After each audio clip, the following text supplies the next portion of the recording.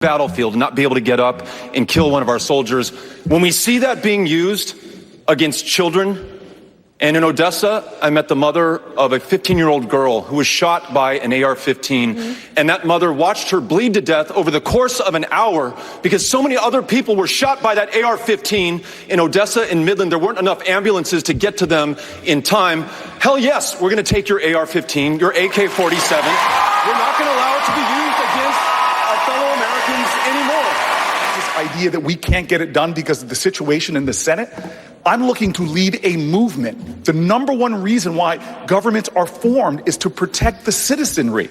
Think about this. We have had more people die due to gun violence in my lifetime than every single war in this country combined from the Revolutionary War till now. This is not a side issue to me. It is a central issue to me. That is the kind of fight, because the majority of homicide victims, we have a mass shooting every single day in communities like mine.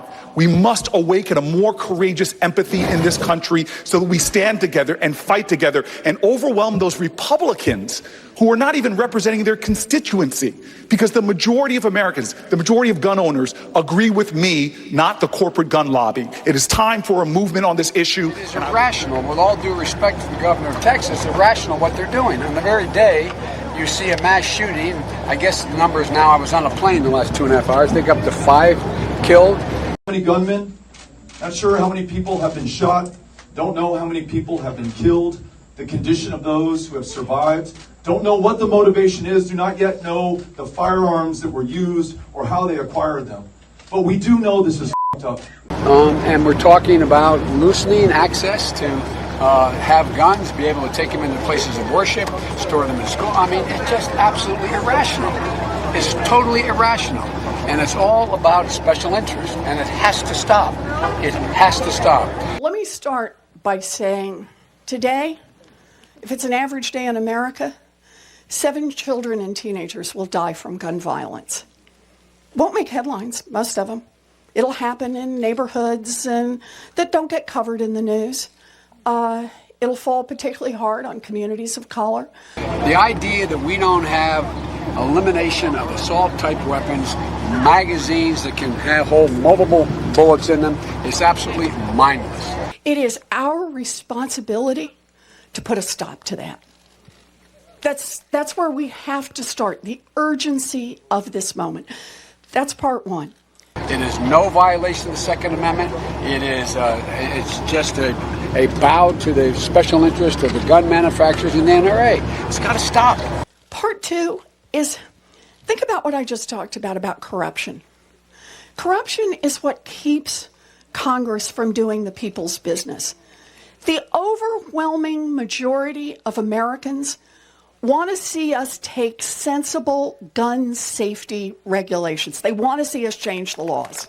And those who say, maybe some do, that the tree of liberty is watered with the blood of patriots, meaning you got to be able to have enough power to take on your government. Universal background checks, assault weapons off our streets, get rid of bump stocks, and the ability to fire weapons in a short period of time. There are a lot of things we could be doing. Well, you need an F-15. You need an M1 tank. You need flamethrowers. You need bazookas. No, I'm serious. If that's the rationale, okay? So why doesn't it happen? And the answer is corruption. It's corruption.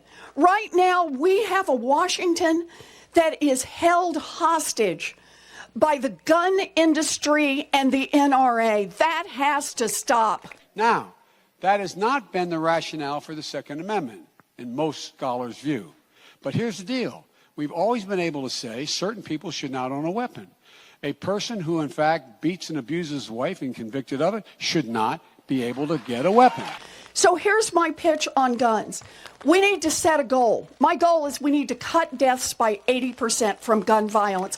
That includes suicide, domestic violence, mass shootings, neighborhood shootings, and not rest until we've done it. So thank you. A person who's engaged in violence should not be able to get a weapon. A terrorist should not be able to purchase a weapon. I can go on the list. That's why universal background checks are absolutely required.